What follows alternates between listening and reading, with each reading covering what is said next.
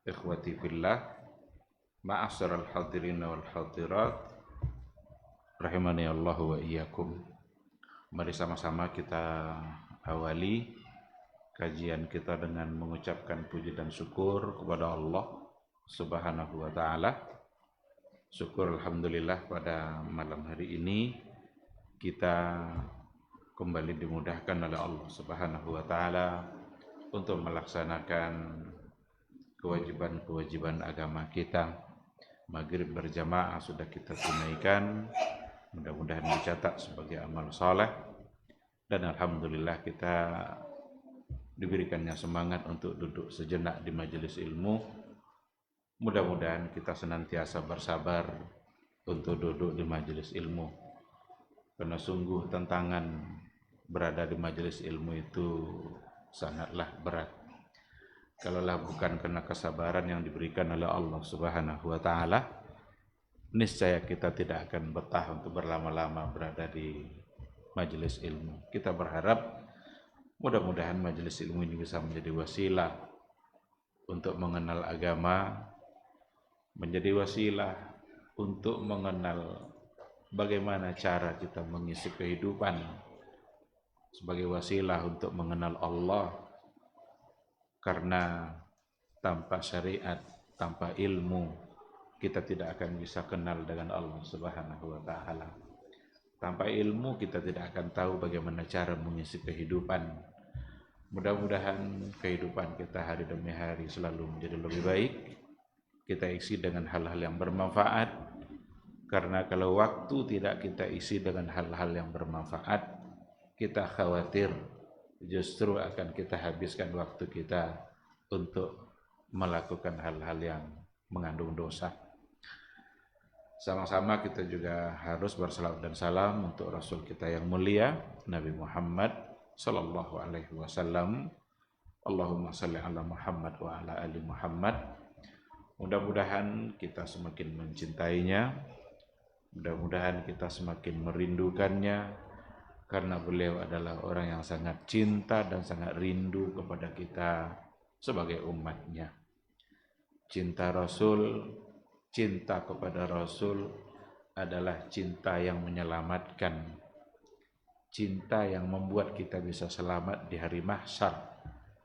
Oleh karena itu cintailah dia dengan cara yang benar, cintailah dia dengan cara yang telah diajarkannya. Jangan cintai dia dengan cara yang salah. Banyak orang yang mengaku-ngaku cinta Rasul, tapi salah dalam membuktikan cinta. Bagaimana kita tahu bahwa cinta kita benar?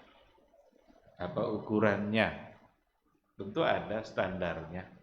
Agama sudah mengajarkan bagaimana kita cinta Allah, bagaimana kita cinta Rasul. Cinta kepada Rasul berarti mencintai apa yang beliau suka dan membenci apa yang beliau benci. Cinta kepada Rasul artinya adalah mencintai sunnah-sunnahnya. Kalau mencintai sunnahnya berarti mengamalkannya dalam kehidupan sehari-hari. Cinta kepada Nabi bukanlah cinta musiman, hanya saat-saat tertentu. Apalagi kalau hanya sekali setahun. Pas datang bulannya ramai-ramai ngaku-ngaku cinta Nabi. Tapi keseharian kita, apakah kita mencintainya? Rasul cinta sekali kepada baca Quran. Kita baca enggak Al-Quran? Rasul cinta sekali kepada sholat berjamaah. Kita berjamaah atau tidak? Rasul itu paling benci sama orang-orang yang berbohong. Kita berbohong atau bagaimana? Jadi kalau kita ngaku cinta Nabi, maka apa yang beliau cintai, maka kita ikut mencintainya. Apa yang beliau benci, maka tugas kita juga harus membencinya. Cinta seperti itulah yang akan menyelamatkan kita nanti di hari mahsyar. Cinta tidak hanya sekedar ucapan lisan, tapi cinta harus dibuktikan dalam kehidupan keseharian kita. Mudah-mudahan nanti di hari akhir, di hari mahsyar, insya Allah semua kita bisa mendapatkan syafaat, pertolongan dari Rasulullah Sallallahu Alaihi Wasallam sesuai dengan yang dijanjikan oleh Allah Subhanahu wa taala. Dan memang keistimewaan Nabi kita itu ada pada salah satunya ada pada pemberian syafaat. Ada 5 keistimewaan Nabi yang tidak dimiliki oleh Nabi yang lain. Salah satunya adalah u'titus syafa'ah.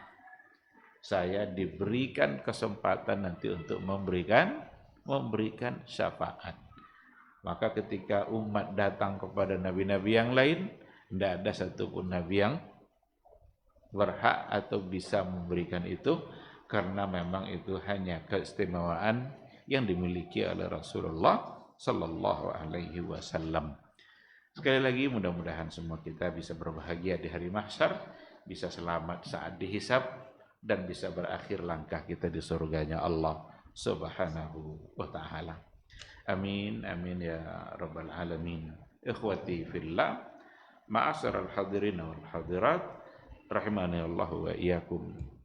Kita akan kembali melanjutkan bagian-bagian dari buku kita yang berjudul Berinteraksi dengan Hadis Antara Realita dan Idealita. Kita harus selalu bersemangat untuk membela hadis, membela sunnah Rasulullah Sallallahu Alaihi Wasallam. Semoga Allah selalu memudahkannya. Itu yang menjadi bahasan kita pada pertemuan yang sebelumnya. Tapi pada pertemuan yang sebelumnya kita baru bahas pada bagian-bagian awal terkait dengan definisi hadis, apa beda antara hadis dengan sunnah, kemudian apa fungsi sunnah terhadap Al-Quranul Karim. Itu semua sudah kita bahas.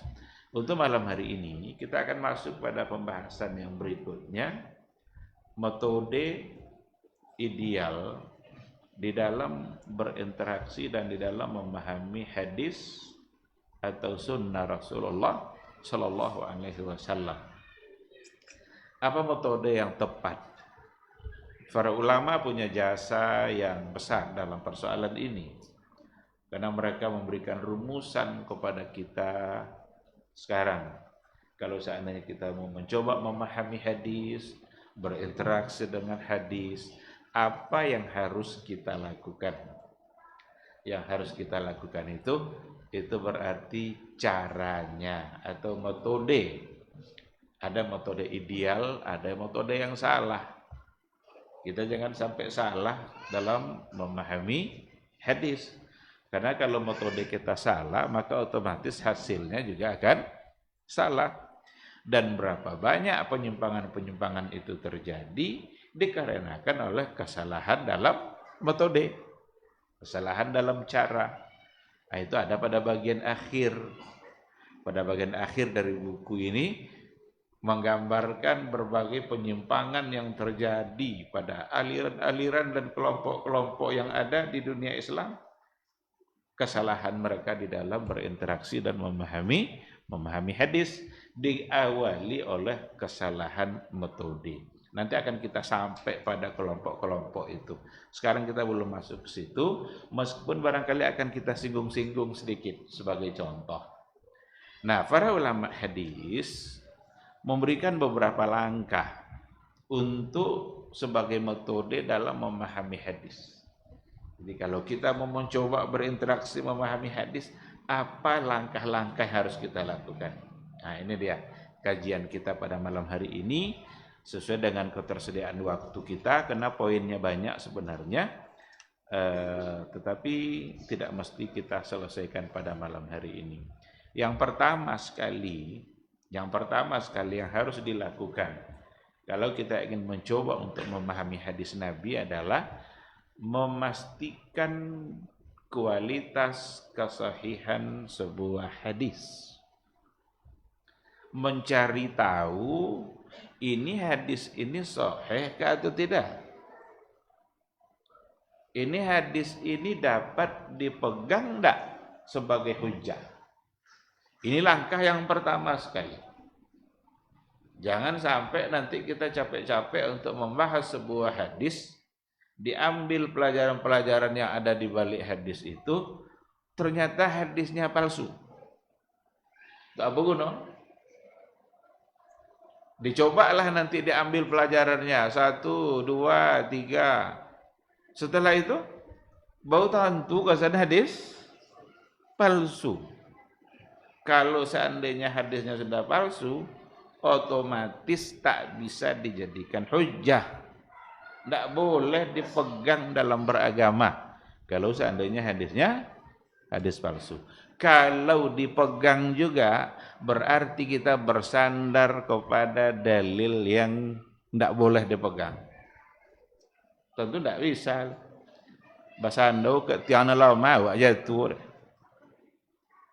Awak nak basando ada antiong belakang. Nyando ikut awak je antiong tu jatuh kali. Karena dia lemah, tidak kokoh, tidak ada tempat bertahannya.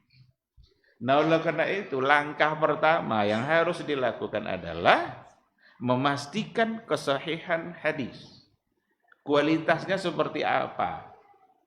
Para ulama itu mengajarkan dalam sebuah ilmu. Ada ilmu khusus yang untuk itu.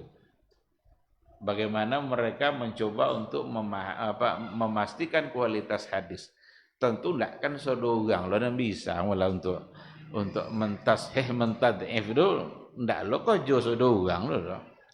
Kerjanya para ulama. Tetapi kita yang tidak punya kemampuan, kan kita bisa membaca apa yang dihasilkan oleh para ulama. Ada buku-bukunya, ada penjelasannya oleh para ulama, atau ada keterangannya. Kalau seandainya sebuah hadis itu terdapat di dalam Sahih Bukhari dan Sahih Muslim, itu sepakat para ulama untuk menerima hadis itu. Berarti itu kan sebuah rumus. Oh, ini hadis ini bunyinya, ini lafaznya. Ditengok, oh rupanya ada dalam Sahih Bukhari, ada dalam Sahih Muslim. Karena kitab yang paling sahih setelah Al-Quran itu adalah Sahih Bukhari. Yang kedua Sahih Muslim. Maka namanya sahih disebut dengan sahih langsung. Sebab ulama sepakat dengan kesahihannya. Terlepas nanti ada 1, 2 yang diperselisihkan, itu tidak merubah hukum umum yang tadi itu. Kalau ada 1, 2. Karena dalam kaidah an-nadiru kal adam, yang jarang-jarang itu sama aja ndaknya. Jadi kalau ada cik 2 yang diperselisihkan umpamanya, kalau ada, tetapi itu tidak merubah kesimpulan umum tadi itu bahwa Bukhari Muslim adalah kitab yang sahih. Beda nanti dengan yang lain, itu seperti Abu Daud, itu Sunan Abu Daud, Sunan Tirmizi, Sunan Ibnu Majah. Tidak disebut dengan sahih. Kalau Bukhari Muslim langsung diistilahkan, disematkan padanya kata sahih. Sahih Bukhari, sahih Muslim. Karena memang ulama sepakat seperti itu. Itu kan konsep dalam membaca sebuah hadis. Memastikan kualitas kesahihan itu. Iya enggak hadisnya hadis yang sahih. Ternyata untuk memastikan kebenaran yang datang daripada Nabi itu sudah diajarkan oleh para sahabat, termasuk diantaranya Umar bin Al-Khattab. Karena memang harus berhati-hati betul. Ada hadis ancamannya luar biasa, berbohong atas nama Nabi itu luar biasa ancamannya. Man kadzaba alayya muta'ammidan falyatabawwa maq'adahu minan nar. Barang siapa yang berbohong atas nama saya, kata Nabi, adalah lafaz ko Nabi nyobu igoninya. Berarti menyandarkan itu kepada Rasul. Ternyata itu sebuah kebohongan. Kalau ada orang berbuat seperti itu, falyatabawwa maq'adahu minan nar. Siap-siaplah dia sedang membuat kursinya sendiri untuk diduduki nanti di neraka kelak. Berarti dia yang menyediakan kursi tempat duduknya. Walaupun kursi nama tapi dalam neraka tidak lama. Walaupun kursi nama. Ini samunya tahu gak duduk guling tapi dalam neraka sama sol. Falyatabawwa maq'adahu minan nar. Ini ancaman. Oleh karena itu Umar bin Al-Khattab memberikan pelajaran sebenarnya. Catatan sejarah Umar bin Al-Khattab memberikan pelajaran kepada umat bagaimana beliau berhati-hati menunjukkan kehati-hatiannya agar kita ikuti langkah itu ketika mendapatkan sesuatu yang disandarkan kepada Rasulullah Sallallahu Alaihi Wasallam. Apa contoh? Ada sahabat Abu Musa al-Asy'ari bertamu ke rumah Umar. Diketok pintu, Assalamualaikum. Tidak rangu jawaban dari dalam. Diulang lagi Assalamualaikum. Tidak juga rangu. Sudah sampai 3 kali. Karena lah 3 kali tidak dijawab, Abu Musa al-Asy'ari pulang. Deknya pulang, nampak ada Umarnya pulang. Buka pintu dah. Apa aja capek nak pulang? Masuk-masuknya. Apa kata Abu Musa al-Asy'ari? Ya Amirul Mukminin, saya mendengarkan Rasulullah Sallallahu Alaihi Wasallam menyampaikan atau bersabda. Apa kata Nabi? Kalau seandainya kalian bertamu, lalu sudah ucapkan salam 3 kali dan tidak dijawab, maka pulang saja. Itu tidak pulang dan tadinya. Apa kata Umar? Iya, Nabi-nya wirunya. Tolong cai kini jo saksinya. Ada ndak sahabat lain yang mendengarkan itu dari Nabi langsung? Iya ndak dari Nabi. Pai cai sini. Suai cai dah. Dan dia sedang mengajarkan. Sebab Abu Musa bilang tadi ini adalah dari Nabi. Kok kajau pencai sahabat. Adalah sahabat yang duduk-duduk, kumpul-kumpul, wanti situ. Apa dah? Takut contohnya kawan tadi kan? Apa yang terjadinya? Saya barusan dari rumahnya Umar bin Al-Khattab.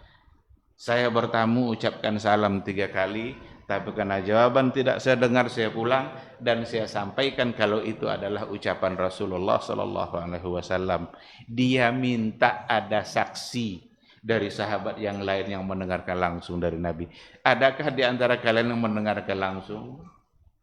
Ternyata di situ ada Abu Ayyub al-Ansari. Abu Ayyub al-Ansari apa kata? Saya mendengarkan itu langsung dari Rasulullah Sallallahu Alaihi Wasallam. Apa paywakan ini? Dibuat Abu Ayyub kan? Disebutkan kepada Umar bahwa ternyata benar yang tadi itu adalah ucapan atau sesuatu yang datang dari Rasulullah Sallallahu Alaihi Wasallam.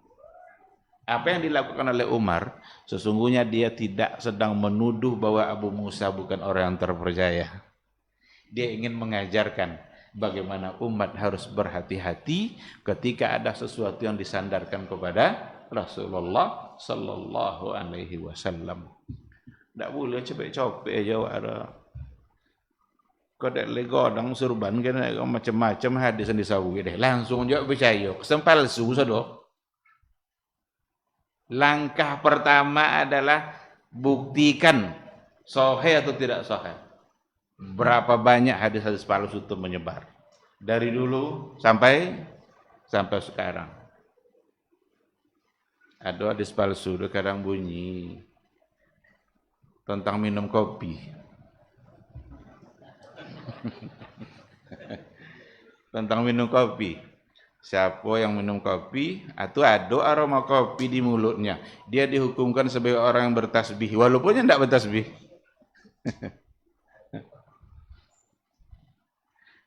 Itu lain masuk di akal lah.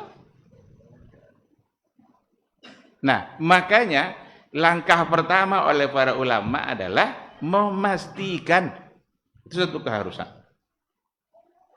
Ala tentu kok oh iya itu sahih. Baru pindah ke langkah berikutnya. Kalau lah tentu, lah joleh, bos itu ya ti hadis kesan barulah melangkah pada cara yang berikutnya. Maka para ahlul ilmi, al-muhaddithun juga memberikan rumusan. Ada 2 cara, 2 sisi untuk menentukan kesahihan sebuah hadis itu. Kritik hadis itu bisa dilakukan dari 2 sisi. Yang pertama menentukan kesahihannya dari sisi sanad, dan yang kedua adalah menentukan kesahihannya ditinjau dari sisi matan. Karena hadis itu terdiri dari 2. Pertama dia punya sanad sebagai sumber datangnya hadis, yang kedua adalah matan, bunyi lafaz hadis. Jadi sanad itu silsilatur rijal al-musilatu ilal matan. Itu sanad namanya itu. Rangkaian orang-orang yang berada pada awal hadis sampai menuju kepada matan. Itu semua disebut dengan sanad. Dalam hadis ada ilmunya, ilmu rijal. Dan keberadaan sanad itu sangat penting. Pada masa Nabi dulu, alun terlalu pantiong le nyugang amanah-amanah aja punya. Ketika ada yang menyampaikan dari Nabi, percaya mereka karena sesama mereka adalah sahabat-sahabat Nabi. Jadi terpercaya. Tapi pada masa tabi'in dan mulai amanah itu semakin berkurang. Apalagi dengan munculnya aliran-aliran, firqah-firqah, kelompok-kelompok yang untuk mempertahankan kelompoknya sendiri kadang dibuat-buat hadis palsu. Kadang pedagang pun ikut-ikut membuat hadis palsu. Bulan dagangannya laris. Ada hadis al-bazinjan dawaun likulli da. Terong itu obat dari segala macam penyakit. Pas datang dari yang palsu yang menjual enggak. Kalau hadis itu. Nah, ada kelompok-kelompok yang muncul macam-macam kelompoknya dan mereka mendatangkan hadis-hadis palsu untuk mempertahankan kelompok. Maka pada masa tabi'in itu paling marah itu. Sehingga mereka setiap kali dikatakan itu dari Nabi, mereka akan tanya, "Iyo ndak? Siapa yang menyampaikan itu kepada kamu? Dari mana dia mendapatkannya?" Itu semua untuk kehati-hatian. Nah, dari situlah kelihatan nanti pentingnya sanad. Maka Abdullah ibn Mubarak itu mengatakan, laulal isnad laqala man syaa ma syaa. Kalaulah bukan karena sanad, niscaya semua orang bebas ngomong apa saja. Jadi kalau bukan karena sanad, orang siapa saja bebas ngomong apa aja. Tapi ketika dituntut adanya sanad, mereka harus bertanggung jawab, ini kamu dapat dari mana? Oh, saya dapat dari si Fulan. Fulan itu dapat dari mana? Maka ilmu isnad ini ilmu kekhususan yang hanya dimiliki oleh ulama Islam. Salah satu dari keistimewaan ulama Islam adalah ketika mereka mampu merumuskan ilmu ini. Tidak ada pada ulama lain. Ulama yang agama lain seperti orang-orang Nasrani nggak mampu mereka untuk membuktikan jangankan ungkapan Nabi Isa, keaslian Injil saja mereka tidak bisa membuktikan. Orang-orang Yahudi jangankan keaslian ungkapan Nabi Musa untuk dicarikan sanad kebenarannya itu, Taurat saja mereka tidak bisa untuk mengatakan itu asli. Tapi untuk umat Nabi Muhammad jangankan Al-Qur'an. Al-Quran sudah jelas itu, la raiba fihi, datang dari Allah, turun secara mutawatir dari generasi ke generasi. Jangankan Quran, ungkapan Nabi saja, ungkapan Rasulullah Shallallahu Alaihi Wasallam saja, yang sudah diucapkan 100 tahun yang sebelumnya, tapi dengan ilmu isnad, ilmu sanad, ilmu rijal, itu bisa dipastikan ini dari Nabi benar. Ini ternyata tidak sahih datang dari Nabi. Ini palsu ini, la aslalahu. Tidak ada sanadnya, tidak ada asalnya. Melalui ilmu tadi, para ulama bisa merumuskan. Jadi salah satu dari keistimewaan ulama Islam itu ada pada ilmu ini. Karena dengan ilmu itu mereka bisa memastikan kebenaran yang datang dari Rasulullah Sallallahu Alaihi Wasallam. Ini juga adalah satu sisi yang jadi kritikan oleh orang-orang orientalis, seperti yang dikatakan oleh Goldziher, ada Joseph Scott, macam-macam namanya orang-orang orientalis itu, yang dia mengkritik tentang pembukuan sebuah hadis, kodifikasi hadis. Apa katanya? Bagaimana mungkin bisa dibenarkan ungkapan yang setelah 100 tahun berikutnya baru ditulis. Karena dia mengira bahwa penulisan hadis itu baru pada masa Umar bin Abdul Aziz. Karena memang permintaan pembukuan hadis itu dari catatan sejarah itu datang dari Umar bin Abdul Aziz. Dia memerintah 99 sampai 101 Hijriah. Itu masa pemerintahannya. Dimintanya Imam Syihabuddin Az-Zuhri untuk menulis. Karena Syihabuddin Az-Zuhri adalah ulama hadis, ulama besar. Diminta dia untuk menuliskan hadis. Maka mulailah dia untuk menuliskan hadis-hadis itu. Dia mengira penulisan itu semata-mata baru pada 100 tahun setelah Nabi wafat. Ternyata ada di antara sahabat-sahabat dahulu yang diminta oleh Nabi untuk mencatat. Siapa contohnya? Umpamanya Abdullah ibn Amr ibn al-As. Itu salah seorang dari yang pernah mencatatkan hadis. Bahkan Rasul pernah berkata, "Uktub, tulislah, fa innahu ma kharaja min fami illal haq." Tulis, enggak apa-apa, karena tidak ada yang keluar dari mulut saya kecuali al-haq, kecuali benar. Semua yang keluar dari ucapan Nabi adalah ucapan yang benar. Bercanda pun Nabi dia bercanda dengan kata-kata yang benar. Beda dengan orang hari ini. Sengaja berbohong supaya orang bisa tertawa. Kalau Nabi tidak, ma kharaja min fami illal haq. Tidak ada keluar dari mulut saya kecuali al-haq. Jadi soal pencatatan itu sudah ada. Maka terbantahkanlah tuduhan-tuduhan orang orientalis yang meragukan penulisan hadis, sehingga dengan memulai 100 tahun setelah Nabi wafat dianggaplah itu rekaan-rekaan yang tidak bisa diterima atau tidak memiliki unsur kebenaran. Padahal dengan ilmu sanad ini, dengan ilmu rijal ini, para ulama bisa membenarkan. Karena jarak 100 tahun pada masa tabi'in itu kan baru satu generasi. Tabi'in setelahnya kan sahabat. Tabi'in kan mengambilnya dari sahabat. Dan sahabat ketemu langsung dengan Rasul. Jadi apa susahnya? Golongan tabi'in mengambil dari sahabat, dan sahabat itu dalam kaidahnya ulama hadis, as-sahabatu kulluhum udul. Sahabat itu semuanya terpercaya. Itu kaidahnya. Itu untuk membantah orang-orang Syiah. Karena orang Syiah punya keyakinan yang luar biasa terhadap sahabat-sahabat Nabi. Orang Syiah menganggap bahwa sesungguhnya sahabat Nabi setelah Rasul wafat itu semua mereka kulluhum irtaddu illa salasa atau illa khamsa. Semua mereka murtad kecuali 3 atau 5 orang aja. Coba bayangkan. Orang-orang Syiah, ada pada bagian Syiah di bagian akhir dalam buku ini, penyimpangan Syiah. Mereka punya konsep sendiri dalam persoalan hadis. Maka ketika kita bicara memastikan kualitas hadis, sahih hadis melalui sanad, itu nanti orang Syiah jadi bermasalah. Karena orang Syiah sendiri, sanad hadis ini mestilah dari imam-imam mereka. Seandainya sebuah riwayat tidak berujung pada sanadnya yang bernama imam-imam itu, berarti tidak akan diterima oleh Syiah satupun hadis. Mesti semua hadis berujung pada Ali bin Abi Thalib. Pertanyaannya, apakah semua ungkapan Nabi disampaikan kepada Ali bin Abi Thalib? Situ je lah salah, kan? Tidakkah ada Nabi ngomong sesuatu lalu Ali tidak mendengar? Mungkinkah semua hadis yang diucapkan Nabi mesti didengarkan oleh Ali?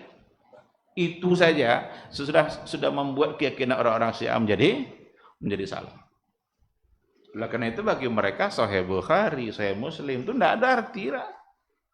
Karena sanadnya tidak berujung kepada imam-imam mereka. Tidak ada nama imam, sudah. Kalau lebar kok an Ali an Rasulillah, atau bau bisalah diterima. Nah, oleh karena itu langkah pertama itu adalah memastikan kesahihan hadis, dan yang pertama sekali dimulai dari sanad. Berbeda nanti dan orang-orang liberal. Orang liberal dalam menentukan sahih tidaknya hadis dan tidak memulai dari sanad, tapi dia mulai dari matan. Sanad dulu, kok matan dulu. Seandainya matan hadis itu ndak cocok jakal, ndak cocok je kriteria ketentuan ilmiah yang nyebuat, berarti kok hadis kok bermasalah. Oleh karena itu mereka menolak, rata-rata orang-orang liberal menolak hadis-hadis yang sepertinya di dalamnya ada merendahkan kaum wanita. Langsung tuh lah ada. Nya ndak adil nomor. Apalagi mereka ingin membela isu-isu gender, kesetaraan laki-laki dan perempuan. Nya dua hadis-hadis berkoro. Contoh umpama batal sholat seorang laki-laki kalau seandainya lewat di depannya wanita atau anjing. Apa yang liberal? Sama wanita anjing tak disamanya. Dia tak pahami dulu deh. Kok pasti masalah lagi. Sapola sana tu baik kok. Atau ada hadis yang mengatakan bahwa kata Rasulullah sallallahu alaihi wasallam, perempuan-perempuan itu naqisatu dinin wa naqisatu aqlin. Perempuan-perempuan itu kurang dari sisi agama dan kurang dari sisi akal. Hanya lah tu dua lo pedusi ndak bakal dah ini. Dia ndak pahami dulu era. Kalaulah mereka mau sedikit cerdas sedikit aja, coba dulu baca apa makasih gak ada sudah. Kalau lah jole tu beko, tu nak menuduh aja lah, tu mengakal benar lah nan lah usah. Jadi gitu. Tidak dimulainya dari sana, tapi mulai dari matan. Ketika ada hadis-hadis yang oleh akal mereka matannya bermasalah, dicai beko ada siapa sahabat dengannya. Oh, Abu Hurairah, pura hadis datang dari Abu Hurairah namanya. Nanti dihujatnya Abu Hurairah itu. Oleh karena itu, sahabat yang paling dihujat oleh orang-orang liberal adalah Abu Hurairah. Padahal Abu Hurairah meriwayatkan hadis dari Nabi lebih dari 5.000 hadis. Kira-kira 5.374 hadis yang diriwayatkan oleh Abu Hurairah. Kalaulah sosok Abu Hurairah itu diterima sebagai seorang yang tidak terpercaya seperti kata-kata orang liberal, bapu banyak nanti hadis akan hilang. Hadis dari Sahih Bukhari, dari Sahih Muslim, banyak sekali yang datang dari yang bersumberkan dari Abu Hurairah. Itu kan ditolak, saudara. Berarti mereka bukan membenci hadis-hadis tadi, tapi sesungguhnya mereka membenci Islam. Islam yang ingin diutak-atik. Karena yang paling banyak meriwayatkan adalah Abu Hurairah. Apa alasan deh? Mustahil Abu Hurairah yang banyak meriwayatkan. Nyolah ambil masuk Islam. Abu Hurairah masuk Islam itu ketika setelah perang Khaybar tahun ke-7. Berarti 3 tahunnya hidup sama Nabi. Sahabat yang lain sama Nabi awal Islam lah. Anda sebanyak itu dah. Masa Abu Hurairah sebanyak itu? Mulai. Ini satu sisi yang dijadikan alasan oleh kelompok-kelompok liberal. Tetapi Ahlus Sunnah dalam mengkritik hadis, mereka memulainya dari sanad. Sanad. Masuk apa tuh? Baik. Karena waktu Isya sudah masuk, kita akan jawab dulu suara azan.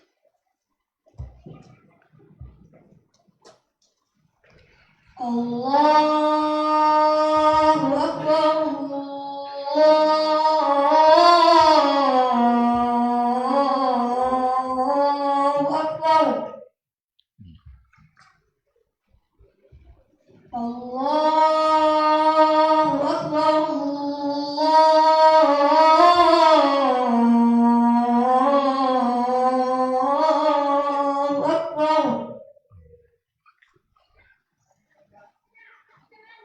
Asyhadu an la ilaha illallah.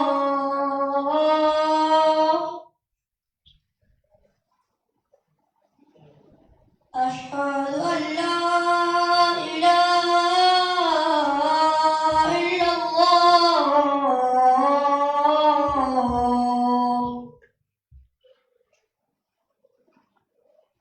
أشهد أن محمدا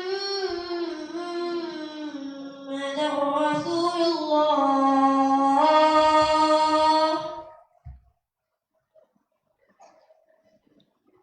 أشهد أن محمدا رسول الله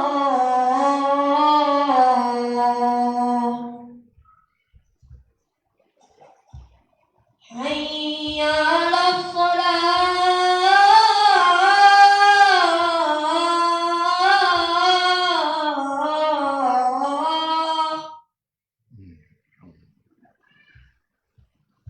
حي على الصلاة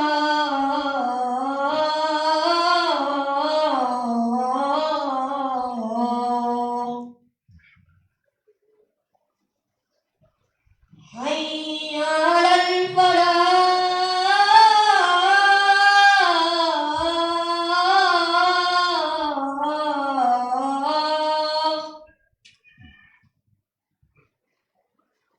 حي على الفلاح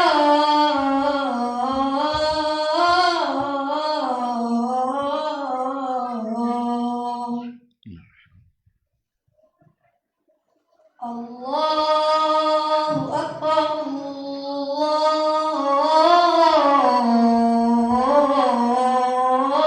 الله أكبر لا إله إلا الله La ilaha illallah Muhammadur Rasulullah.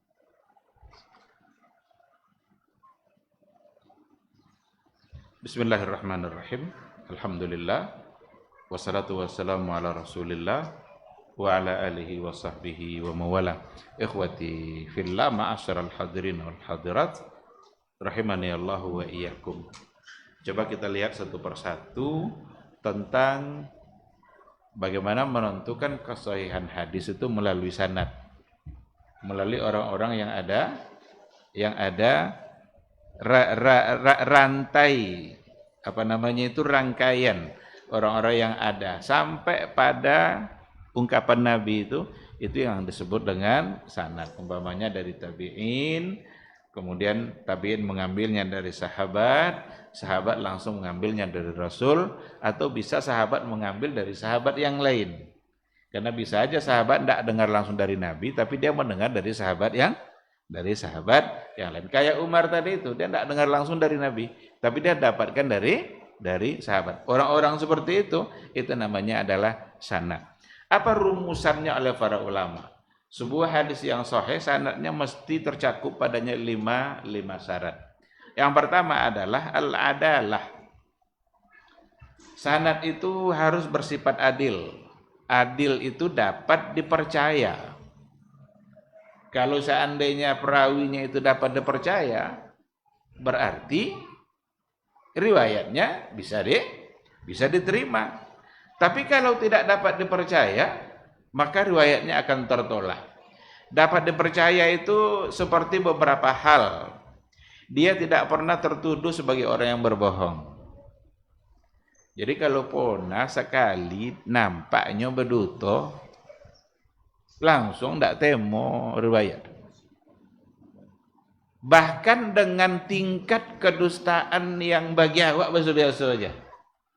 Kan kalau duto ke orang, ala jolero akan nyoba duto ke orang. Tetapi berbohong kepada hewan pun, nampaknya berduto ke ayam atau ke kucing.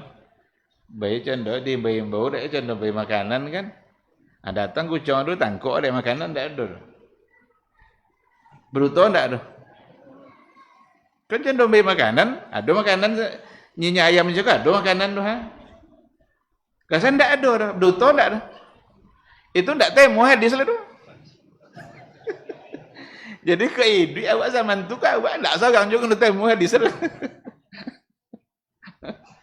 Nah, itu al-muttaham bil kadzib. Apalagi kalau berbohong sekali atas nama Nabi, itu lebih lagi. Pasti tidak akan diterima.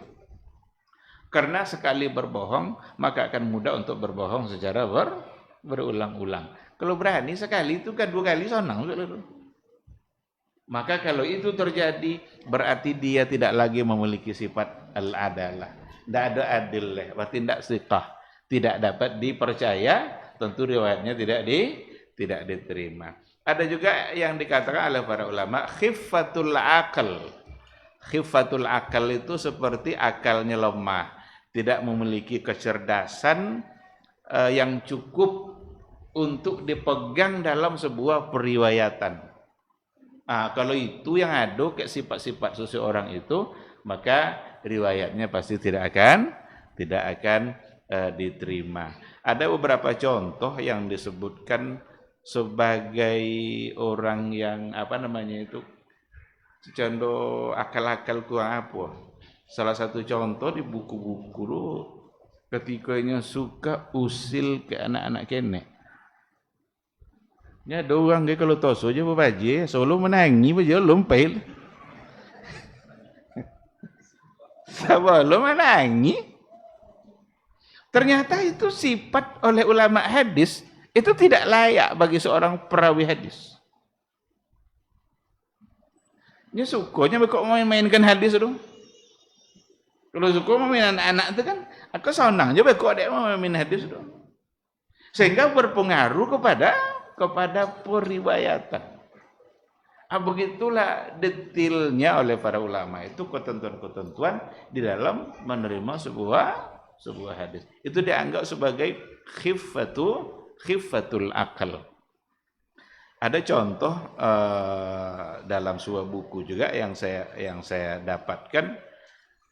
Ada di antara seseorang yang ditolak riwayatnya sebab pernah sekalinya payahnya ke Masjidil Haram salat jamaah di bokalo adi lopen kalau tengah sap dah. Tentu buang dia lain malah kan. Sejak itu tidak terima riwayatnya. Itu yang yakhifatul akal tadi. Berarti contoh pula tiba akal kan contoh kurang sehat lah. Dan kan tidak buat doang sehat akal kan tidak buat itu kan. Dibuang dia sepasan kan. Salah pendek di saudara. Tentu buang dia lain malah. Berarti mengganggu. Itu sudah merupakan sesuatu yang membuat dia menjadi cacat. Hilang sifat siqah dari dia masuk dalam kategori khiffatul akal, maka riwayatnya tidak lagi diterima. Ada pada poin yang ketiga itu al-mubtadi', pelaku bid'ah. Kalau terkenal dia sebagai seorang pelaku bid'ah, maka berarti riwayatnya tidak akan diterima. Tapi pelaku bid'ah itu nanti ada 2 kemungkinan. Ada pelaku bid'ah yang mengajak orang kepada bid'ahnya, tapi ada pelaku bid'ah tapi dia tidak mengajak orang kepada kebid'ahannya itu. Sehingga itu bisa berbeda juga sikap para ulama. Tapi perlu juga diketahui bahwa orang-orang terdahulu, para ulama-ulama mutakaddimin mengucapkan kata bid'ah itu bukan untuk sesuatu yang memang mudah-mudahan begitu saja, bermudah-mudah begitu saja untuk mengucapkan bid'ah. Rata-rata bid'ah dulu itu mengacu kepada sesuatu yang bisa menyebabkan orang kepada kekufuran atau bisa menyebabkan ada perbuatan-perbuatan yang kadang-kadang bisa membawa kepada kesyirikan. Maka seperti Mu'tazilah itu disebut sebagai ahlul ahwa, ahli hawa nafsu. Dan orang-orang seperti itu Khawarij, Murji'ah itu yang disebut sebagai mubtadi'ah itu. Yang ahli bid'ah karena mendatangkan pemikiran-pemikiran dalam agama yang benar-benar sama sekali akan bisa merusak agama. Jadi bukan untuk perkara-perkara khilafiyah yang memang masih ada dalil. Itu tidak juga boleh terlalu cepat-cepat untuk menghukum sebagai al-mubtadi'. Umpamanya antara bismillah jahar dengan tidak jahar. Itu tidak masuk dalam istilah tadi karena mereka memiliki ada alasan-alasan yang memang dapat dipertahankan. Cuma ditarjih oleh para ulama yang mana yang lebih kuat, bukan berarti nanti yang marju itu dianggap sebagai sesuatu yang salah. Oleh karena itu, jika memiliki alasan-alasan yang dapat dipegang tapi mereka berbeda pandangan, itu masuk dalam kategori al-masail al-khilafiyah yang memang harus saling menghargai. Tapi ada di antara masalah-masalah yang memang dia tidak punya alasan gitu, kecuali hanya akal-akalan saja, logika-logika saja. Untuk hal-hal yang seperti itu ya ndak bisa disamakan sebagai khilafiyah yang kuat tadi itu. Nah, oleh karena itu yang dimaksud dan mubtadi' di sini itu pelaku bid'ah untuk yang seperti tadi. Khawarij, Murji'ah, Mu'tazilah, Qadariyah, Jabariyah itu bagian dari kelompok-kelompok yang mendatangkan perkara-perkara baru dalam agama. Ada pemikiran-pemikiran yang sama sekali tidak pernah ada pada masa Rasul. Umpama Khawarij. Salah satu dari pemikiran Khawarij itu mengkafirkan pelaku dosa besar. Jadi pelaku dosa besar langsung hukumnya kafir. Padahal oleh ahlu sunnah tidak seperti itu. Dia tetap sebagai seorang mukmin tapi fasik. Mukmin juga tapi fasik. Fasik itu kan durhaka. Karena tidak mudah untuk mengeluarkan orang dari Islam. Kalau dia mengucapkan syahadatain, dia meyakini syahadatain, tapi ada nanti beberapa kesalahan-kesalahan besar yang dia lakukan. Tidak mesti langsung disebut sebagai kafir. Sementara orang Khawarij mengatakan adalah kafir. Wajar itu disebut sebagai ahlul ahwa dan sebagai mubtadi'ah, ahli bid'ah. Benar-benar mendatangkan pemikiran yang tidak pernah ada pada masa Rasulullah Shallallahu Alaihi Wasallam. Jadi ini yang pertama sekali untuk hadis yang sahih mesti adalah semua perawinya adil, terpercaya dalam semua tingkatan. Seandainya ada dalam satu tingkatan yang tidak terpercaya, dia ngambil di sanad itu nama sahabat yang sangat terkenal, tetapi diambil oleh satu nama yang dia majhul. Majhul itu tidak dikenal. Kok siapa sebenarnya orang itu? Tidak ampu dek ulama dah. Berarti dicurigai itu sebagai sebuah hadis. Kalau hadis sahih, tidak mungkin hanya satu yang mengetahui yang majhul tadi. Pasti ada yang lain yang juga mengetahui. Yang kedua, ada namanya dhabit. Dia punya kekuatan hafalan atau tidak keliru dalam menulis. Semua sanad itu harus dhabit. Dhabit itu payah lupa. Dia ingat dan bisa ditanya kapan saja. Jagonya, jago. Sebutin hadis kau bisa mau coba kali. Jadi itu dhabit tuh. Tapi kalau lupa, itu tidak temur, berarti bertentangan dengan syaratnya. Bau sabui lupa, maka riwayatnya akan menjadi dipermasalahkan karena dia bukan sebagai seorang yang dhabit. Dhabit dibagi dua, ada dhabit secara hafalan dan ada dhabit secara tulisan. Kalau cara hafalan ya kayak Imam Bukhari sebagai Amirul Muhaddisin. Bekok di rumah tuli dek sodo yang di majelis. Di majelis tidak nuli lah, dongo aja ya. Di rumah dia tuli dek sodo. Orang yang menuli di majelis tadi bertanya ke Imam Bukhari. Lai tapek nan tuli kan? Nya Bukhari tidak nuli tadi. Bekok di rumah baru tuli. Tapi orang bertanya kepada dia untuk membenarkan kira-kira benar tidak yang tulis. Nah, begitu kekuatan hafalan yang dimiliki oleh beliau. Atau tidak keliru dalam menulis. Semua yang disampaikan oleh syekhnya di majelis dia tulis secara benar tanpa ada satu kesalahan pun. Itu dhabit. Kalau datang dari orang yang seperti itu riwayatnya bisa diterima. Ya, kalaupun tidak hafal tapi lengkap tulisan dan dia tidak salah. Berarti itu bisa menjadi acuan oleh para ulama. Yang ketiga, ittisalus sanad, harus bersambung. Kalau tidak bersambung, berarti tidak tinyo ambil kan? Kalau tausul langsung kan inyo bisa begitu kan? Tapi kalau tidak bersambung, sanadnya ada yang terputus dari tabi'in langsung sampai ke Nabi. Tabi'in tidak ketemu dengan Nabi. Umpamanya ada salah seorang hidup di masa tabi'in. Qala Rasulullah sallallahu alaihi wasallam. Ketika tabi'in yang ngomong seperti itu, ini dicurigai. Yang ndaknya tahu saja Nabi. Mesti ditanya, tabi'in ini ngambil dari sahabatnya siapa? Tidak mungkin dia langsung ambil dari Nabi. Maka membuat hadisnya hadis yang terputus sanad sehingga status hadisnya dhaif. Walaupun ada beberapa pengecualian.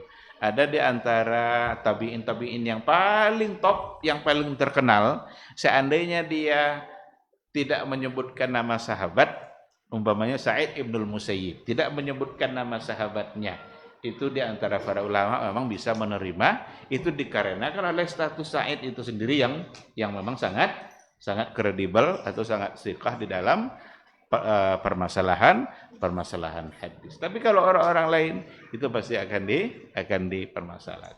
Maka ittisalus sanad, harus sanadnya bersambung. Kalau tidak, maka itu menjadi satu cara untuk menolak hadis itu. Sedangkan yang keempat itu tidak boleh ada syaz. Syaz itu artinya adalah satu riwayat yang walaupun ia dihukumkan sahih tapi bertentangan dengan hadis sahih yang lain. Ini sahih juga, tapi bertentangan dengan hadis sahih yang lain. Sementara yang syaz ini hanya datang dari satu orang, yang walaupun dia sebenarnya terpercaya. Tetapi untuk hal ini dikedepankan riwayat yang sahih yang menentang, yang bertentangan dengan dia tadi, karena mereka lebih banyak. Ada salah satu contoh dari hadis syaz itu, umpamanya anna nabiyya sallallahu alaihi wasallam dakhala Makkah wa ala ra'sihi mighfar. Sesungguhnya Rasulullah sallallahu alaihi wasallam masuk ke kota Mekah dan di atas kepalanya ada penutup. Kalau masuk ke Mekah tentu untuk umrah. Kalau umrah kan dilarang untuk menutup kepala. Akhirnya ada riwayat Nabi masuk Mekah menutup kepala. Dari segi sumber orangnya bisa benar. Karena orangnya juga terpercaya, cuma bertentangan dengan hadis sahih yang lain. Sehingga dikedepankanlah hadis yang lain tadi, bukan hadis ini. Meskipun dia ada pada Sahih Bukhari dan Sahih Muslim. Ada juga tazawwaja Rasulullah sallallahu alaihi wasallam Maimunah wa huwa muhrim. Rasul nikah dengan Maimunah, Ummul Mukminin Maimunah di Mekah dan dia dalam keadaan ihram. Padahal salah satu dari larangan ihram adalah nikah. Ditengok dari segi sanad, siqah itu datang dari Ibnu Abbas kalau tidak salah. Hanya saja ini bertentangan dengan hadis sahih yang lain. Maka yang ini tidak dipakai dulu tapi dipakai yang lebih banyak tadi. Maka dia menjadi syaz. Kalau ada seperti itu, berarti membuat hadis ini dipermasalahkan sehingga dia tidak dijadikan sebagai hujjah. Sedangkan yang terakhir, terhindar dari cacat yang tersembunyi. Nggak boleh ada cacat yang tersembunyi seperti tadlis. Kadang ada di antara perawi, ada di antara sanad-sanad itu yang menyebutkan nama orang-orang yang terkenal. Padahal tidak yang terkenal yang nyambil dari situ. Tentu tertipulah orang lain kan karena dia menyebut nama orang yang terkenal agar yang disampaikannya itu diterima. Itu tadlis. Itu bagian dari cacat yang tersembunyi. Untuk yang begini nih benar-benar hanya orang ahli hadis yang paham itu. Mano yang cacat tersembunyi tadi. Kalau tidak akan mengerti. Itu di antara contoh. Nah, jadi itu 5 poin ini untuk kritik sanad itulah standarnya. Kalau yang 5 ini tidak ada, berarti hadis dihukumkan sebagai hadis yang tidak sahih. Apakah nanti dhaif atau palsu dan lain sebagainya. Tapi yang jelas dia tidak sampai ke tingkat sahih. Coba yang terakhir sebelum kita akhiri atau kita bertanya jawab, ada dari sisi matan. Kalau tadi menentukan sahih dari sisi sanad. Orangnya yang dipelajari, sikoh tidak sikoh, berbohong atau tidak. Sekarang dari sisi matan. Para ulama hadis ketika selesai untuk merumuskan sanad, mereka juga punya kriteria dari sisi matan. Di antaranya adalah matan itu uslubnya ada di antara uslub yang begitu mudah dipahami bahwa itu bukan bahasa Nabi. Ada itu juga tentu ahli hadis yang akan mengerti. Cucu awak nak kan paham lah. Tapi kalau mereka yang memang berkecimpung di bawah hadis, ini bahasa ini bukan bahasa Nabi. Apa contoh? Salah satu dari contoh palsu, hadis palsu yang apa namanya?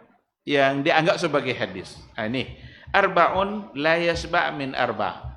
Ada 4 perkara yang tidak pernah kenyang dari 4 perkara pula. Apa itu? Ardun min matar, bumi dari hujan. Unsa min zakar, wanita dari laki-laki. Ainun min nazar, mata dari memandang. Udhunun min khabar, telinga dari berita. Ini 4 hal yang tidak pernah kenyang dari 4 hal pula. Ini kata para ulama, ikut tidak bahasa Nabi dengannya. Tidak mungkin ikut Nabi mengucapkan dengannya. Ini ada, berarti ada perempuan yang tidak pernah kenyang yang tidak pernah puas dari, tidak mungkin Nabi ucapkan ini. Ternyata setelah diteliti, memang tidak ada asalnya, tidak ada sanadnya. Maka para ulama menghukum itu sebagai hadis yang maudhu' atau palsu. Karena secara zahir lafaz hadis itu dapat ditebak, bukanlah bahasa Nabi. Itu dari sisi matan. Yang kedua, tidak boleh matan hadis itu bertentangan dengan Al-Quran secara terang-terangan. Kalau bertentangan, pasti hadis tidak benar. Apa contoh? La yadkhulul jannah waladuz zina, wala syai'a min naslihi ila sab'ati aba'il jannah. Tidak akan masuk surga anak zina sampai 7 keturunan. Bertentangan dengan Al-Quran. Apa dosa anak zina sehingga tidak pantas masuk surga? Yang salah kan nomor dua tuh. Kenapa dibebankan kepada anaknya? Bahkan sampai pula wala syai'a min nasli ila sab'ati aba. Bahkan sampai keturunannya 7. Kan parah. Jadi matan seperti itu bertentangan dengan Al-Qur'an. Maka para ulama menghukumkan itu bukan sebagai hadis yang sahih. Bahkan dia sebagai hadis yang palsu. Yang berikutnya, bertentangan dengan hadis-hadis yang mutawatir tanpa ada kemungkinan untuk disatukan. Nyado kadang bertentangan tapi bisa disatun. Aku tidak ada peluang untuk disatukan. Tak bertentangan, tidak ada peluang. Apa contoh?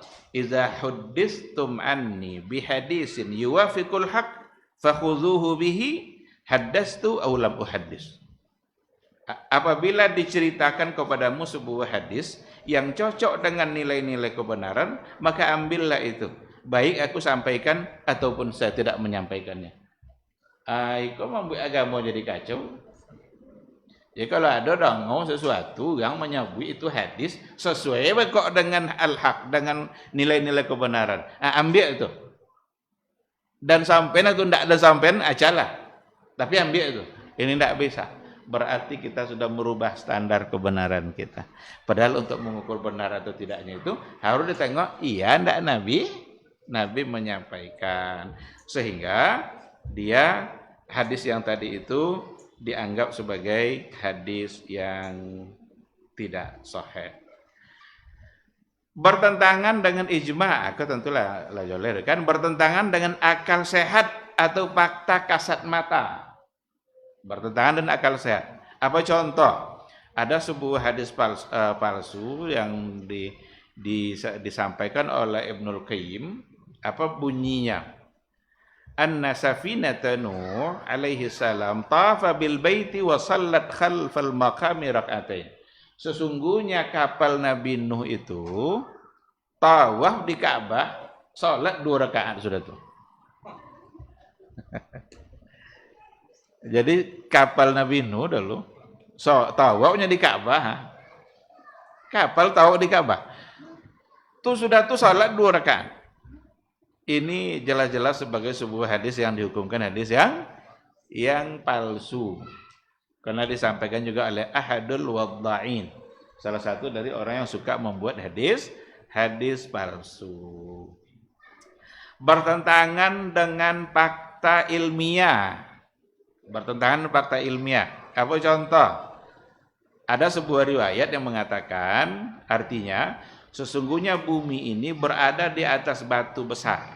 Dan batu besar itu berada di atas tanduk sapi. Apabila sapi itu menggerak-gerakkan tanduknya, maka bergeraklah batu itu, lalu bergerak pula lah bumi, maka terjadilah gempa bumi. Nah, ini lucu-lucu ini. Tapi saya ambil ini dari referensi diantaranya Al-Manarul Munif. Ada kitab Ibnul Qayyim tentang kumpulan hadis-hadis dhaif. Ada buku tentang kumpulan hadis-hadis palsu. Nah, jadi kalau digoyang dari tanduk roh, terjadilah gempa bumi. Yang menarik juga adalah terlalu berlebih-lebihan dalam memberikan pahala yang sangat besar untuk amalan yang sangat sederhana.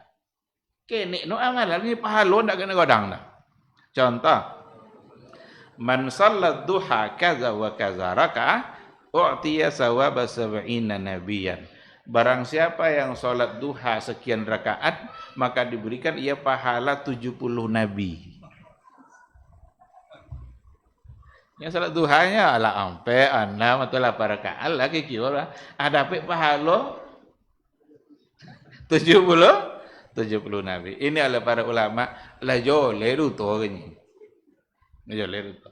Jadi amalan yang sekecil-kecilnya tetapi pahala besar. Iko banyak kalau udah kini kan. Dan mencari itu dari berbagai macam. Disobek-sobek kan amalan yang sekene tetapi dengan pahala yang besar.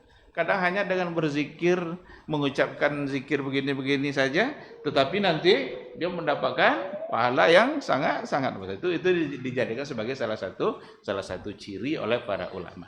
Nah, bagaimanapun beberapa hal yang terkandung dalam matan tadi, ketika ada seperti matan yang diapakan, tapi ditengok dari sisi sanad.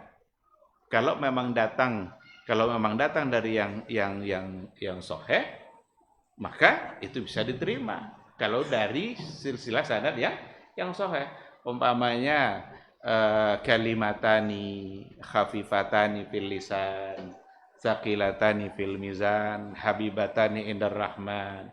Hanya 2 kata zikir. Itu sangat dicintai Allah mudah di lisan dan nanti berat timbangan.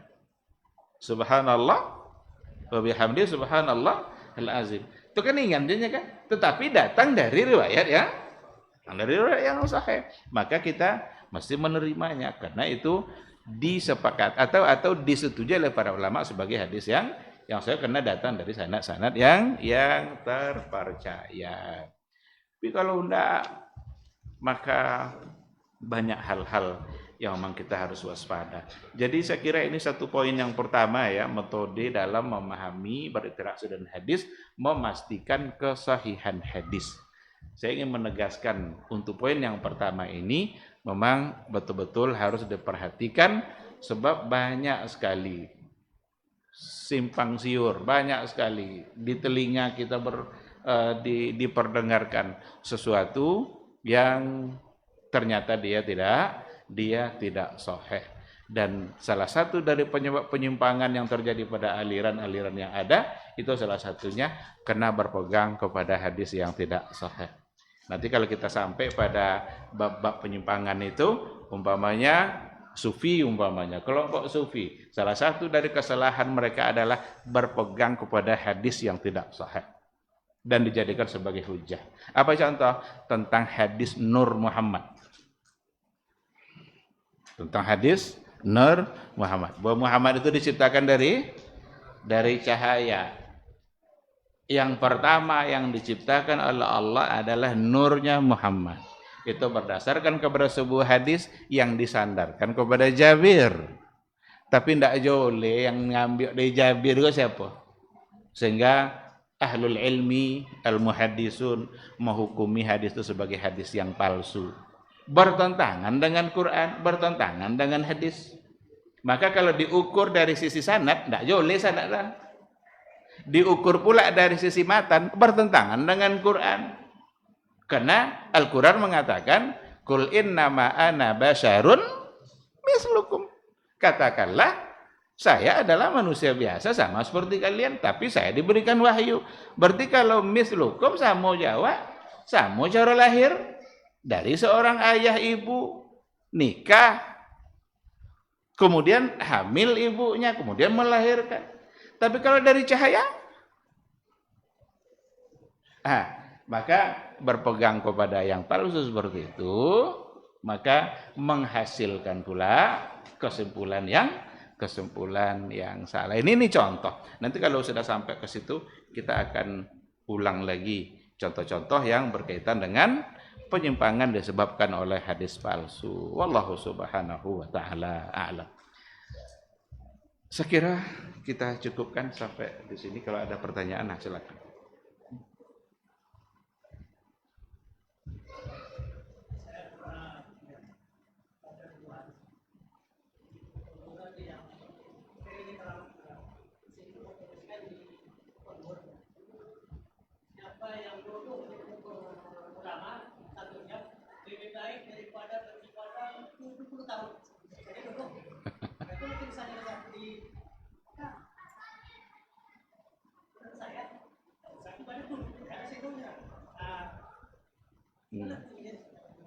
Iya.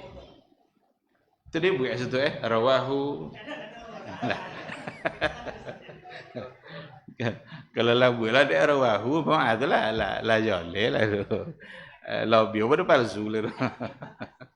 Duduk 1 jam di kubur ulama sama dan beribadah 70 tahun. Tu duduk di kubur ya bodoh kan? Apalah lah bakal membaca-bacaan sesuatu tak intinya kan lobby lah malah kan. Ini tujuan begitu. Tapi karena dia tidak menyebut sebagai sebuah hadis, berarti itu adalah ungkapan. Siapa yang mengungkapkan? Tapi dari sisi isi, memberikan fadilah-fadilah sesuatu, itu hak Nabi. Nabi yang punya kojo tuh. Barang siapa yang begini, maka ini fadilahnya. Itu kan sebagai sebuah syariat. Kalau seandainya tidak datang dari sebuah hadis yang benar, tentu kita tidak bisa menerima sebagai sebuah fadilah. Kok nak ziarah lah. Ada fadilah ziarah. Dulu saya larang kalian ziarah kata Rasul. Sekarang ziarah lah. Karena ziarah itu sendiri tuzakkirukumul maut, tuzakkirukumul akhirah. Mengingatkan kalian kepada kematian dan juga mengingatkan kalian kepada akhirat. Berarti itu fadilah yang ada pada hadis. Nak ziarahlah. Tapi ketika sudah kita buatkan, kalau kita tengok riwayat-riwayat yang datang dari orang Syiah dalam persoalan ziarah, itu luar biasa hadis-hadis palsunya. Ziarah sekali ke kuburan Husain, itu sama aja haji dan umroh begitu. Ke kuburan Husain. Berarti kan sebagai sebuah fadilah. Kalau yang seperti itu, maka tidak kita memang harus mengembalikannya kepada Nabi. Kalau tidak tahu, jangan ditemu. Bukan berarti tidak boleh ziarah silakan. Tetapi tidak dengan ada keyakinan seperti yang tadi itu. Wallahu a'lam. Fadhal.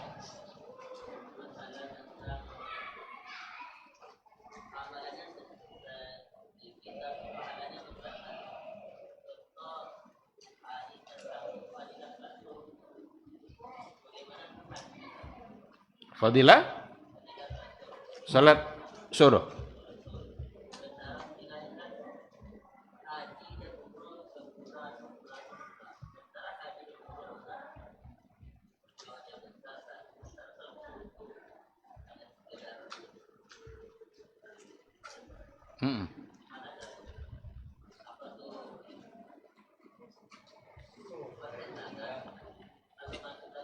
yang jelas tengok sumbernya dari mana.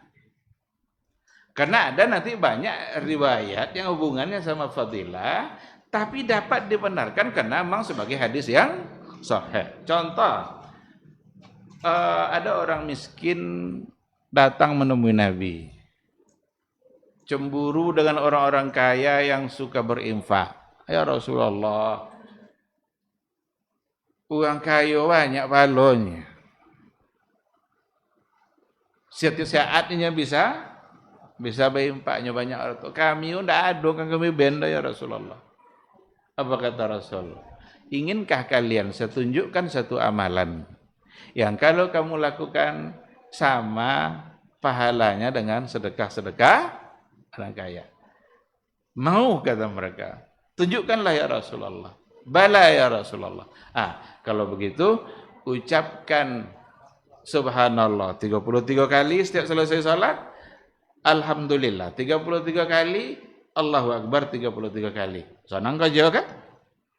Berarti pahalanya sama dengan sedekah-sedekah orang kaya. Berzikirlah. Subhanallah, subhanallah, subhanallah.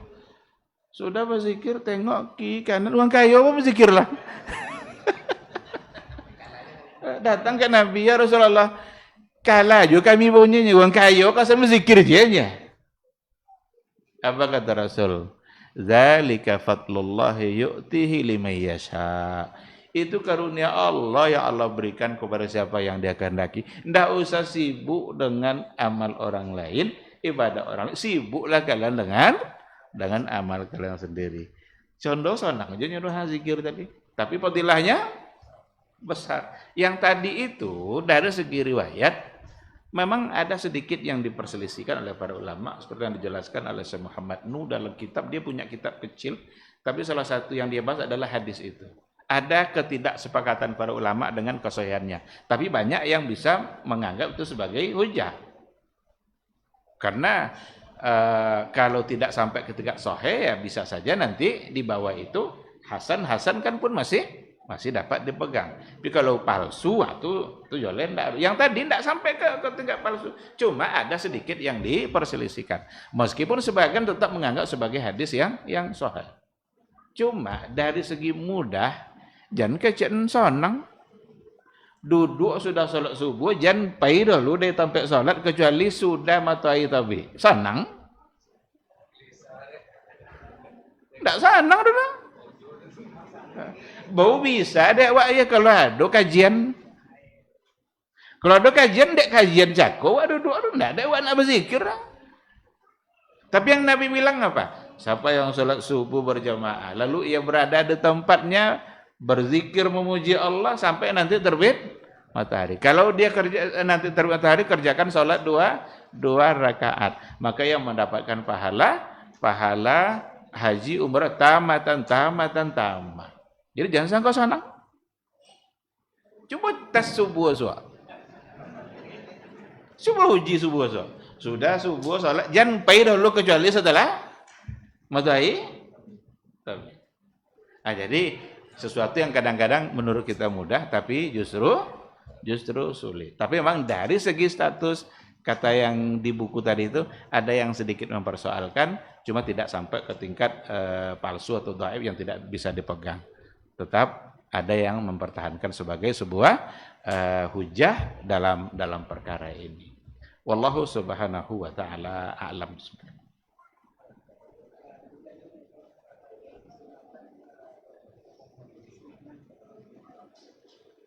Dari sisi matan dhaif, tapi dari sisi makna bisa diterima. Memang ada yang seperti itu. Umpama sumu tasihu, puasalah kalian agar kalian sehat. Itu dari segi kesahihannya memang cenderung untuk dikatakan bukan sebagai hadis yang sahih. Tetapi ketika puasa dikaitkan dengan kesehatan, memang dokter-dokter mengakui puasa membuat kita menjadi sehat. Berarti maknanya dapat diterima. Walaupun dari sisi sanadnya tidak sama, atau ada di antara sanadnya yang diperselisihkan oleh para ulama. Sama juga dengan ikhtilafu ummati rahmah, ikhtilafnya umatku itu adalah rahmat. Itu bahkan dikatakan la aslalahu. Tapi banyak beredar itu kan. Hanya saja ada saat-saatnya memang perselisihan itu diantaranya memang membuat kita menjadi mudah. Sehingga Umar bin Abdul Aziz pun mengatakan, kalaulah umatku atau masyarakatku tidak lagi mereka berselisih pendapat, itu bukan sesuatu yang dia sukai gitu. Karena dengan berselisih itu bisa mendatangkan sesuatu yang lebih matang. Tetapi kalau dibawa itu kepada akidah, itu tidak bisa sekali jurus. Ikhtilafu ummati rahmah. Perbedaan umatku adalah rahmat. Dibawa masalah akidah, kan kau tauhid, kau syirik, itu rahmat jurus. Tidak bisa. Nah, tapi ada di antara hal-hal nanti seperti masalah furu'iyah, masalah-masalah yang sifatnya cabang, yang barangkali dengan adanya perbedaan membuat kita menjadi lebih mudah. Itu maksudnya. Wallahu subhanahu wa ta'ala a'lam. Sebentar.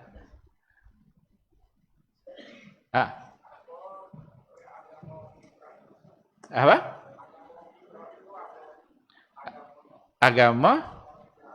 Agama liberal. Liberal enggak nama agama. Cuma ada orang yang menyematkan istilah Islam liberal. Menyematkan kata liberal pada Islam itu tidak topik sebenarnya. Secara bahasa saja itu sudah salah. Apa betul? Liberal itu arti bebas. Islam arti terikat. Islam itu kan tunduk. Ada satu sistem yang awak harus tunduk, itu Islam. Maka Islam bermakna istislam, berserah diri, tunduk dan patuh. Atau digandengkan dengan kata bebas. Kalau bebas tidak ada tunduk orang. Tidak cocok sebenarnya disematkan kata liberal pada Islam. Cuma orang tetap saja menamakan itu Islam liberal. Berarti mereka ingin tetap disebut sebagai Muslim, tetapi ingin bebas. Dia nak sebut Muslim tapi ingin bebas dalam bersikap, dalam bertindak. Maka karena kebebasan mereka itu sebagai sebuah pemikiran yang harus mereka bela dan perjuangkan, mereka memunculkan pemikiran-pemikiran atas dasar kebebasan tadi. Dan itu bertentangan 100% dengan Al-Quran dan hadis Nabi. Banyak hal-hal yang mereka tentang sendiri. Ada bagian yang pertama malah liberal itu. Silakan dibaca nanti dalam buku ini. Penyimpangan kelompok liberal dalam memahami hadis. Yang pertama sekali, penyimpangan mereka mempersempit ruang keteladanan. Mereka memandang Nabi itu lebih kepada sebagaimana manusia biasa yang diutus oleh Allah, tapi tidak memandang lebih kepada yuha ilai. Kan innama ana basyarun. Atau iko yang dipegang betul sama ya awaknya. Jadi sekenek-sekenek aku kan untuk Nabi kan. Aku kan tradisi Arab aku kan iko kan ini. Sampai dalam masalah jilbab. Masalah jilbab itu kan tradisi Arab. Jadi visi misi mereka itu memang untuk menyampaikan kebebasan tadi itu. Sehingga yang datang dari Nabi, mereka lebih memandang Nabi itu sebagai manusia, bukan sebagai Rasul yang diutus.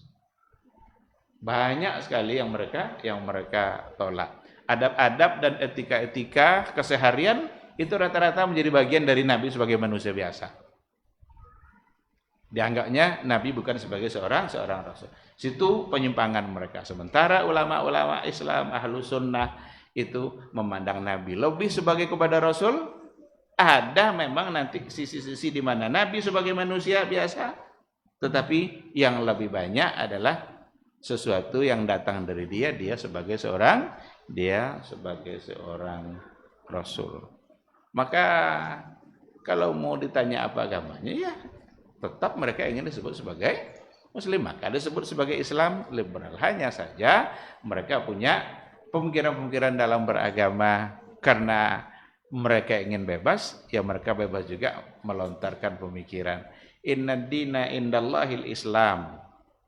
Ini salah satu dari tokoh liberal Indonesia. Apanya?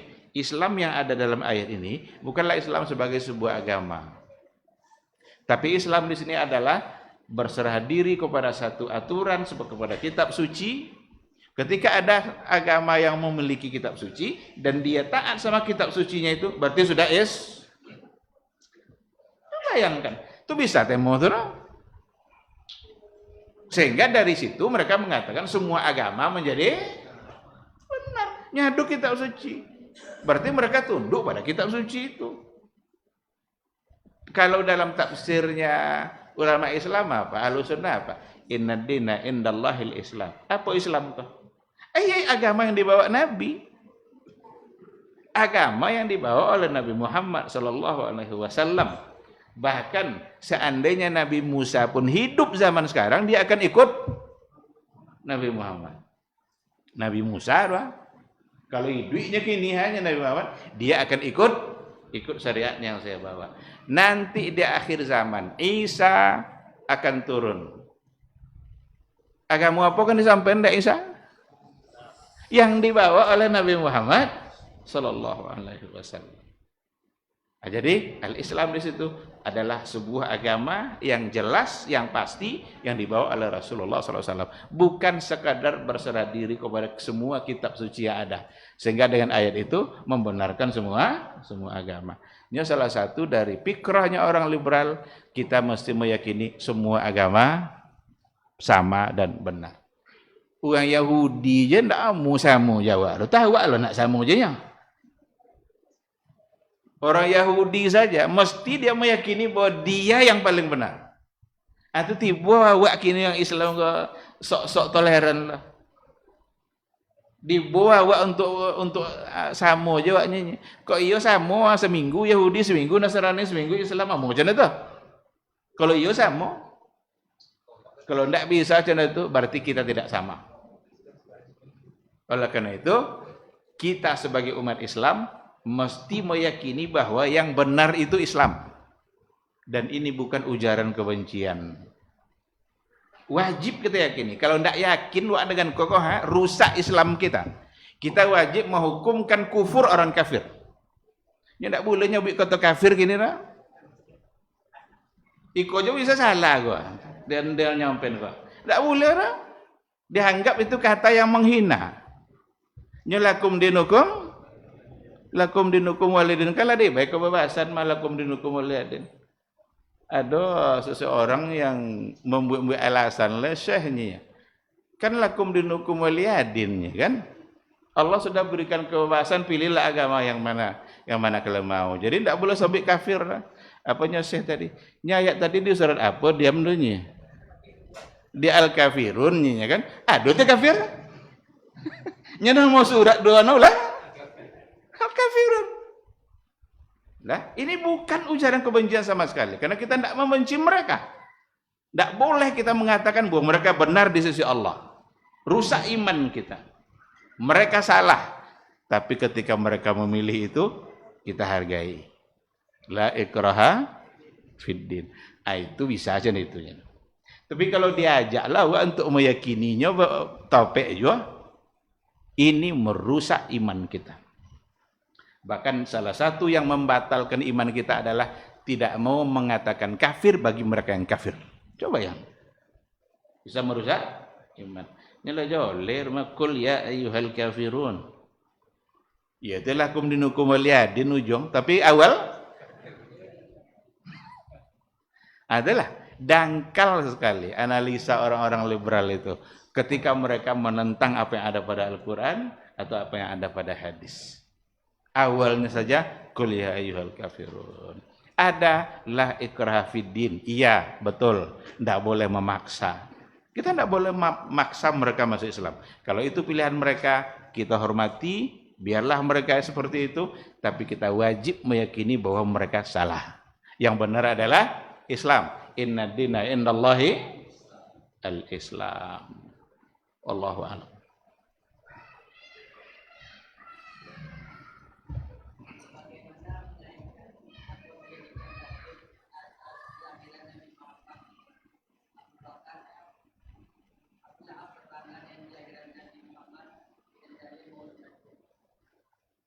menjadikan alasan Abu Lahab sebagai apa yang diringankan, kan ada itu, diringankan azabnya karena dia memerdekakan budaknya Suwaibah yang juga menyusukan Rasulullah Sallallahu Alaihi Wasallam. Itu dijadikan alasan untuk merayakan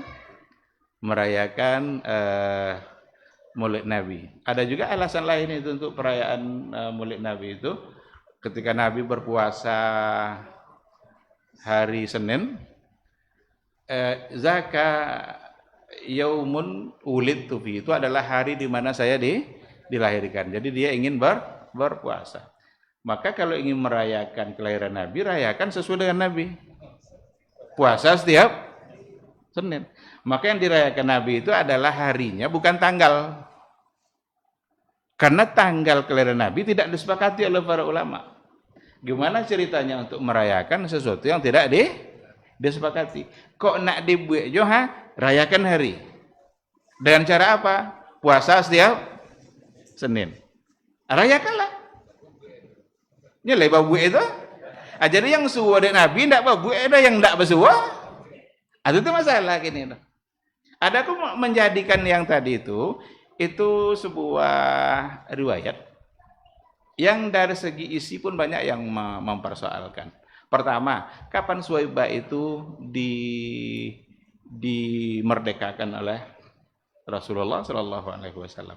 Apakah ketika Nabi lahir atau setelah sekian tahun berikutnya? Yang kedua, yang bermimpi itu pun adalah disebut dalam, kalau nggak salah, adalah Al-Abbas. Dan apakah mimpi bisa dijadikan sebagai sebuah dalil?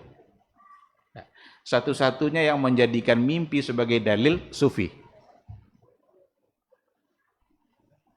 Kalau tahu suhunya Nabi itu ndak cek mimpi je nyera. Tahu ngajago bisa tahu suhunya je Nabi, jangan kata mimpi lah. Mimpi yang al-haq itu hanya mimpi Nabi. Kalau mimpi Rasul itu adalah ru'ya salihah. Nabi Ibrahim dapat perintah menyembelih lewat apa? Mimpi, karena mimpi Nabi. Dan mimpi Nabi itu ru'ya salihah. Rasulullah Shallallahu Alaihi Wasallam itu sebagai irhasatnya sebelum kenabiannya, apapun yang dilihatnya pada mimpinya, subuhnya dia nampak seperti yang dia. Ternyata itu adalah tanda-tanda bahwa dia akan diangkat menjadi. Maka ru'ya salihah hanya untuk Rasulullah Shallallahu Alaihi Wasallam. Adapun ru'ya yang lain mungkin bisa dipegang tapi bukan dalam penetapan sebuah hukum. Untuk hal-hal yang lainnya silakan saja. Seperti Nuruddin Zangki yang pernah bermimpi ketemu Nabi 3 kali, Nabi minta tolong, ternyata ada orang yang ingin mencuri jasad Nabi. Yang lewat mimpi itu akhirnya Nuruddin Zangki sebagai khalifah membongkar kedok orang yang dari Spanyol itu, ketahuan mereka ingin mencuri jasad Nabi. Itu kan dari mimpi. Tetapi kalau untuk menetapkan sebuah hukum berdasarkan mimpi, apalagi mimpi selain Nabi, dan Nabi sudah wafat, tidak mungkin ada lagi sebuah syariat yang ditetapkan melalui mimpi.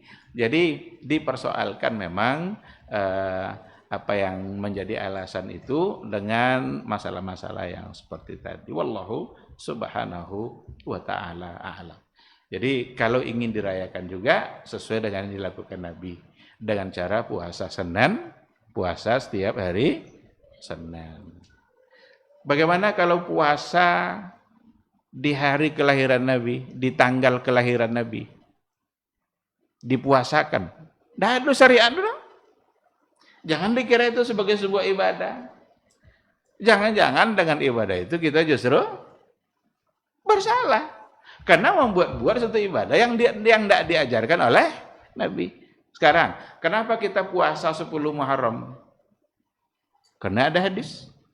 Kenapa kita puasa di hari Arafah? Karena ada hadis yang sahih. Sekarang kita puasa di tanggal kelahiran Nabi. Niatnya puasa hari kelahiran Nabi, tanggal kelahiran Nabi. Boleh? Tidak. Karena puasa itu adalah syariat. Dan syariat mesti ditetapkan oleh Rasul. Boleh enggak kita meyakini bulan Rabiul Awal sama fadilahnya dan bulan Ramadan? Enggak. Kenapa kita percaya Ramadan bulan yang penuh berkah? Ada dalil, ada ayat, ada hadis. Tapi ada enggak fadilah-fadilah itu pada bulan Rabiul Awal? Ya membuat ya dalam agama. Mesti ada dari Nabi jika berhubungan dengan syariat, dengan ibadah. Maka cukup apa yang diajarkan oleh Nabi kita. Itu yang tidak tahu buat.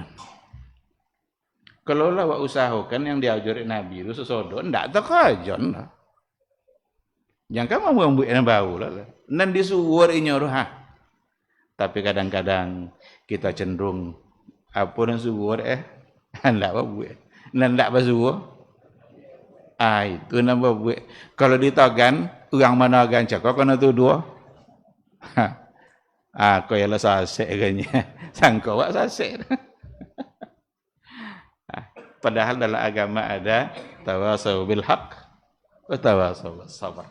Kita saling menasihati, saling menyampaikan kebenaran-kebenaran dengan cara sabar, dengan cara terus berbagi, karena itu bagian dari kewajiban agama. Orang terima tidak terima itu lain masalah. Yang penting kita harus menyampaikan. Wallahu subhanahu wa ta'ala a'lam. Baik, saya kira cukup sampai di sini. Mudah-mudahan apa yang kita bahas bisa menjadi ilmu bagi kita bersama. Semoga hati kita selalu terbuka untuk mendapatkan ilmu dan untuk mengamalkan apa yang kita dapatkan. Yang benar itu semata-mata bimbingan dari Allah, dan yang salah itu karena kelemahan dan kekurangan ilmu, dan barangkali juga karena bisikan-bisikan syaitan. Mohon untuk dimaafkan dan semoga Allah mengampuninya. Terima kasih. Subhanakallah bihamdika asyhadu an la ilaha illa anta astaghfiruka wa atubu ilaik. Wassalamualaikum warahmatullahi wabarakatuh. Babat TV Sunnah, belajar agama baru alif.